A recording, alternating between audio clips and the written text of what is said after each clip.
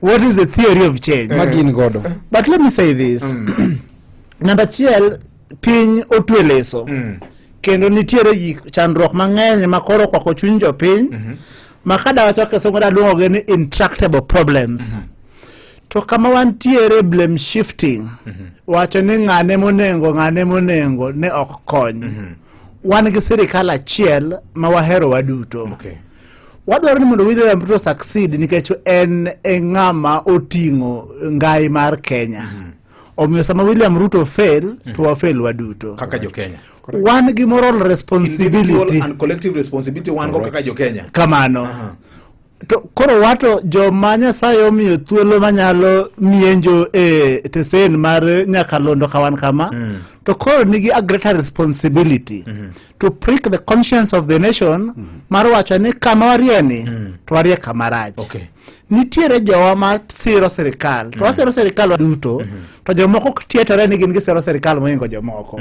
Ni omiyo kata gima racha serikal nitiere areya ka ng'ama reyo kata bucha mareyo ring'o. Mano nyaka wakwer nikech maga jok madhi tieko Kenya. Wach mokwongo. Ing'e ni 2024 kasama ji odagi finance bill. Kero wuon girieko ne wuon makesongo wacho ni in his own wisdom. Owacho ni finance bill no rach motamore.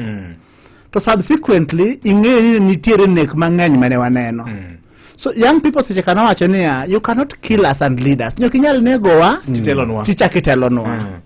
Koro kerne nigi opportunities options ariyo. Ni hotel ne jopiny through consent of the governed ama through coercion. In my view, nikech we are a constitutional democracy, to ker ng'ama no yawo godo lweny en owuon ne onge.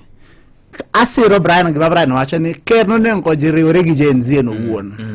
Mondo wacho ni asewinjou to tiek wach mar abduction, to tiek wach mar police nego go ji oyumane. In fact, mane lweny ma jopiny nigodo gi William Ruto. Kende. Wach mar economy is so structured maka ker ne communicate effectively. Nitie mesungu moro giketo ke ICC kacha. Go serikande ni piny meli. So that giyudo ng'ama nyalo communicate government agenda motegno in regards to economy. Correct. Onge japiny mane biro kedo gi serikal ni